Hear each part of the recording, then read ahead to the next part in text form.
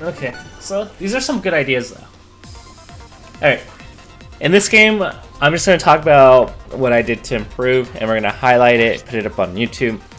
So, a lot of people ask me how I build so fast, or if I'm thinking, or if I'm looking ahead. And it really comes down to just a few key points, which I'm going to talk about right now.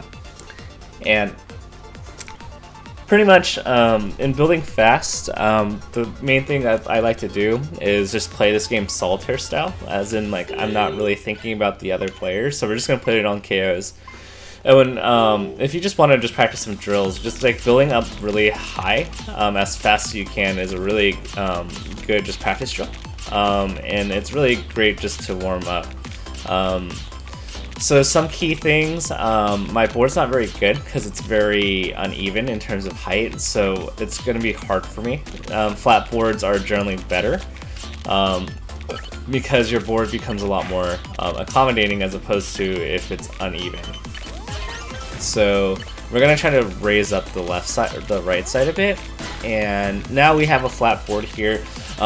When you have a flat, nice board like this, you don't really have to think about where you put your pieces because it's going to be super accommodating. And just doing this over and over again, and just doing it as fast as you can, is like going to be like a really good start because this is like the basics. I messed up there. This is the basics of like fundamental building, is like just building nice and flat. And when you have a nice and flat board, I just want to emphasize, like, you don't really have to think too much about the pieces. It should become like instinctual on like where you place your pieces. Like, the messier your board is, so we're gonna make it extra messy like this. And the reason why it's messy is because it's less accommodating to pieces. And so now I'm starting to have to make decisions that aren't like necessarily instinctual, and that's because this board is super uneven in height. So now I have to think, like, where do I put this piece? And it becomes a lot harder to just instinctually just put down pieces. Now we're gonna build this board flat again, and now you can see the pieces just flow down nicely, and I don't have to think. And that's like just really important. So key tip is just to build as flat as you can, so that you can accommodate as many pieces as you can without thinking. And the key point is just the without thinking part, because the harder your build is, like, the more you have to kind of look at your next blocks to see like what is the most appropriate combination to do, and that will slow you down. So building nice and flat as possible, just as a general like kind of good fundamental, will help you build quickly. Other things I like to do is you get a free Tetris game app of some sort where you can play single player and just grind it. Something like TetrisFriends.com, where you can do the 40 line sprint. And in 40 line sprint, the goal should be like, so when I first started playing 40 line sprint, I wasn't very good at Tetris, but I think I got about like a little over 2 minutes on my first couple attempts, like when I wasn't very good at the game. And then eventually, through just grinding and practicing the game, I got sub 2 minutes, and then eventually I hit 145, and then I hit 130, and then I hit 115. The grind between 130 and 115 was probably one of the harder ones, and then once you get to 115, it's like that's a pretty good time, and if you can get that pretty consistently, then like you're doing pretty well for yourself and improving in the game. What else is there? So there's that. I don't recommend doing T-spins as much in the beginning if you can't build quickly and nicely. Like, I think building quickly and nicely should come first as opposed to just going for T-spins. I think T-spins are the things that you should be adding to your game as your basic level of play, with just building clean like this gets faster and faster. You'll begin to soon realize, I almost died there. You'll begin to soon realize the importance of building flat when you try to do the 40 line sprint, because if you want to make clean Tetrises back to back to back, you're going to have to build flat, and you're going to come across many situations where like, oh, like I don't know where to put this piece, and that's because if you stop building flat and even, that's what tends to happen. So I'll have to say, like, if you're like running a mile, like in terms of Tetris sprint times, So you see here, like, it's starting to become uneven. I'm gonna add a hole here just so that I don't have to rely on line pieces. I would say, like, your first run through, like, if you get a 2:15 time, give or take, like, that's like the equivalent of running like a 10-minute mile. And if you haven't ran in a while, like, that's a low-hanging fruit time to improve on. Like, getting to 9 minutes and 8 minutes shouldn't be terribly difficult if you're reasonably, like, active and don't have, like, any big injuries, then that's fine. Getting to, like, anything less than 1:30 is where you're starting to have to push and train for it. But if you can just practice that over and over, then you will get really good at the game. And then getting to 1:15 is like getting to that 6-minute mile, where like you're probably gonna have to push like most people are gonna have to push themselves a bit to get to like 1:15. But like once you get there, oh, I died. We're just gonna keep talking about like improving. Once you get back to 1:15, then pushing to 1 minute becomes pretty hard. And getting to sub 1 minute, like most people won't be able to do. And from there, like if you could get to a minute consistently, and I'd say like 9 times out of 10, then like you're probably like gonna win most of your Tetris 99 matches just by like the fact that you're building really fast. And I think that's like probably one of the best ways to improve. I think aside from that, just building clean, and just like when you die, like, or usually there's a lot of agency in this game, meaning that like if you lose, like there's a good reason why you lost if you watch your replays. So like I mean there are a couple of situations in this game where you're just like I really couldn't have done anything, but there are a lot of situations in this game, even when you get sent a chunk of lines, where you're just like, oh, like there are counterplays to those kind of situations, and it involves like maximizing your combos and just doing single line breaks over and over again. So there are a lot of situations in the game where you could do something slightly better, and that's why like when I lose in this game, I'm just like, oh, that sucks, but like I could have done like this slightly differently, and I could have won the game, or I could have lived longer. And so like I think the other like helpful advice is like there are situations, don't get me wrong, where it's like, oh, like I really couldn't have done anything. But there are many situations where, like, many situations that people have been sending me were like, hey, like, I really couldn't have done anything, and then I watched the replay, I'm just like, I'm not quite sure, like, I mean, in my head, I don't want to be rude, I'm just like, you could have done these 3 things differently, or you could have built faster, and you wouldn't have gone in this spot to begin with. Let's see, some other, you know, really good tips, maybe I'll turn this into a video down the road. When you build really high, especially in this game, like I think the tendency is like when you get a bunch of pieces, it's like there's a very easy temptation to just go like panic and be like, oh my gosh, oh my gosh, oh my gosh, and then you stop building. But the issue with that is that the rate in which the garbage comes your way is like a time lock. So you see that on the left, the flashing red. It doesn't come immediately. It comes when like a certain time has passed. So panicking and not building is like the worst thing you can do, because that will just straight up put you on a quicksand trip to losing the game. So I think the one thing you gotta just realize is like, hey, like I'm getting pieces, like my board is still the same, like, and like I just gotta build out of it. And panicking in those kind of situations just doesn't help you. Like, it's not gonna help you get out of the sinking ship. Like, what will get you out of the sinking ship is clearing lines. And clearing lines comes from dropping blocks quickly. So I think that's like probably one of the biggest things that people struggle with, is the moment they see like a bad situation, they're like, oh my gosh, oh my gosh, oh my gosh, what do I do, what do I do? And then they die. And then but they could have saved themselves if they like just built fat. If they just kept doing what they were doing and at the rate that they were doing it, just by building, they would have lived. But the panic is like what caused them to die. And so I don't know, it's like a Zen-like thing where like where you guys have seen like a couple of my comeback videos, and I'm just like not really thinking about winning or losing. And I think that's like the other key thing, like that helps. And this is just like general like mindset for improving. Like when you lose in this game, you can just start another game, and it's no big deal. No one's gonna judge you for losing. You might feel a little bad for it, but like the beauty of this game is that you can just queue up and play a game. It's not a tournament. It's just Tetris. Like, you're playing at home in a low stressful environment. So like once you lose, you just go like, hey, like I lost. Like, no big deal. Let's just get into another game. And I think that's like something that's like really important. Is that like every game should be just like a matter of like, okay, I lost, like somebody probably outplayed me, I made some mistakes, like what could I do for next game? And then you just work from there. So here, like,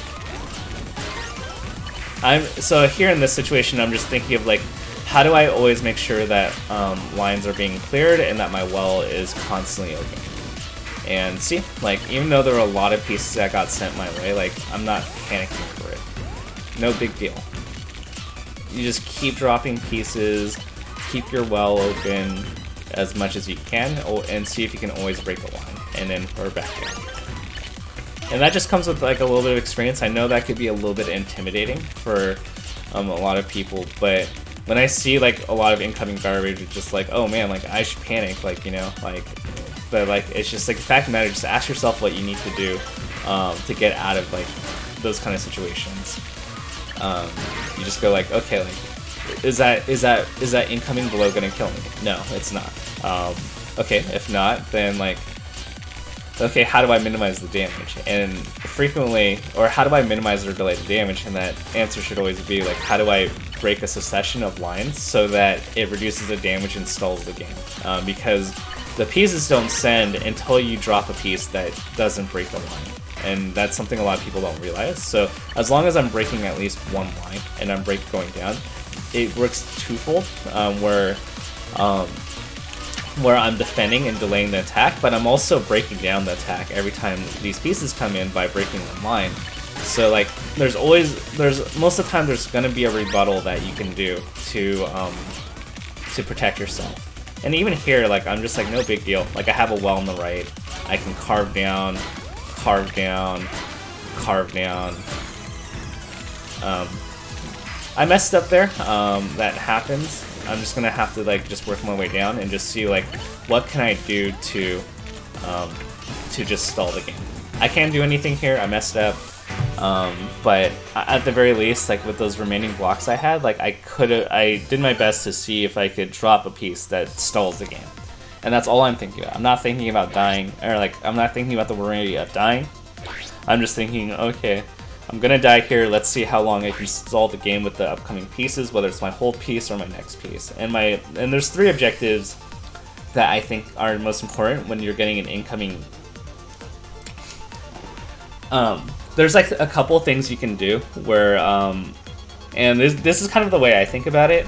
And I think Hearthstone is like the best way to like give an analogy for it. Like in Hearthstone, when it's your turn and you have a very threatening board where like, you're like, oh crap, like I'm gonna die, like your opponent has a bunch of like minions on their side of the field and they're very strong, right? You ask yourself the following things, like, and this is very similar to like how I think about Tetris. It's, or like when I'm defending, it's like, is there lethal? It should always be the first question. Or do you have lethal on that? Like, is it gonna be the end of the game? You can just do something about the game. In Tetris, that rarely happens, so we're just gonna skip that question. The next question I ask myself is, oh, do they have lethal on me? And if the answer is yes, then how do we do? What can we do to prevent imminent death? So the first thing I always do is like, between my next block and my hold piece, like, is there a piece that I can use that can clear at least one line that's gonna prevent the death? And if the answer is yes, then we do the combination that will keep me living for at least another block. Then the next question is, if I have multiple options in terms of, you know, de-escalating the situation and building down towards a healthy state, what's the fastest way that I can get and clear the next cavity? And by cavity, I mean like the spot where like the hole is, or like the problematic issue that I need to de-escalate the board. When you have a bunch of cavities, you need to be able to dig down. So it's like, the first question I ask myself is, can I drop in elevation? Can I stall the game? And then the next best thing I can do is, if there's multiple ways I can stall the game, then what can I do to lower my field in any way possible? Because as you're building down, there are good combinations and there are great combinations where the OK combination or the OK piece drop may get you down, but it's not going to help you dig down to your well or to your cavity. So you want to see like, how do I get to the next cavity and clear so that I can get to my big well and continue to make Tetrises or large combos again. Now, if there are multiple ways to do that, then the next framework I have is, can I save my good pieces? And usually good pieces are your L blocks and your line pieces, because those can dig further than like an S, a Z, or a T block in situations where you're gonna die. So those, like, if there's a situation where I can preserve my L piece and I don't have to sacrifice it, and it's gonna dig me down and it's gonna help me live, then we go for that combination. So that's kind of the framework I use in terms of breaking down big damage when I die. So hopefully that situation comes up, and then I can explain it. You guys want a T-spin triple? Okay. I'll get a T-spin triple.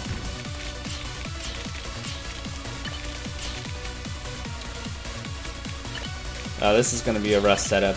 Not quite a T-spin triple, but the idea of it's the same. This is a T-spin single, but... Oh yeah, sorry, there's somebody that subbed to me. Link2213, thank you for the sub. I was just explaining a few concepts, so apologies on the delay.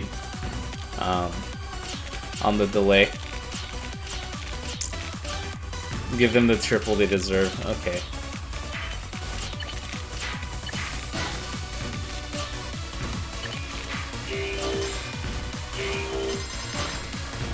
Recovering from it, so when we start the next game, I'll talk a little bit about like how to recover from bad situations. And like kind of like how to dig. We'll make that the theme of the next video. Alright, T-spin triple for you guys.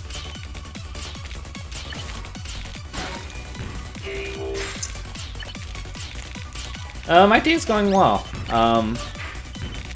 In the spirit of competition, I'm a little bit salty that that you pulled a monstrous like end game to like overtake me at the end. I thought I had you, and I thought I was pacing pretty well, and then you ended up overcoming me at the end. I was just like, ah, dang it! Like, not that to think I'm better than you, but it would have been like a massive feat if like I could have like beat you yesterday, but you snuck in at the end. I was just like, ah, that sucks. Like, but so that was rough, but I have to give you ultimate kudos for like your last runs. Like, I kept like I thought I had like a 15 kill game on the last one. I was like, okay, that's like pretty good, and then that ended up not being enough or even close to it, and I was just like, oh, that's rough. So that was a little sad. So. Not like Johnning or anything or like complaining, like you definitely like, it was just like the feeling of, oh, like that was so close. Maybe it wasn't close.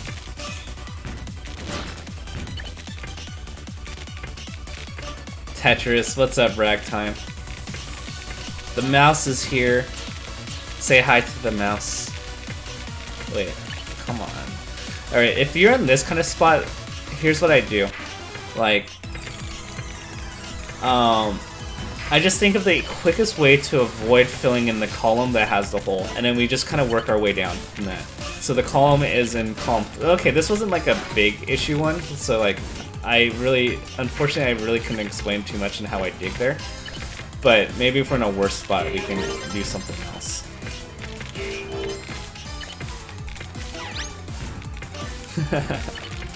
Ragtime is so cool. Alright, so we have a little bit of trash, so now I'm just gonna be like, okay, like, what's a combination that digs me? I'm not gonna put that piece there, the green piece, because that would have covered the hole there. And I want to continue to dig down. So you want to avoid, as best as you can, filling in that column. And that was kind of a subtle thing, but by me not using the green piece there, I was able to dig down, whereas putting the green piece there, even though I get a line clear, like, would block for another row. I played a little bit of Tetris when I was younger. So we have a misdrop here. We're just gonna build around it, not spend too much time. And then again, the philosophy, I unfortunately can't do it. The philosophy is like you build around it, you fill up to the row where you gotta start really building down, and then you just build down.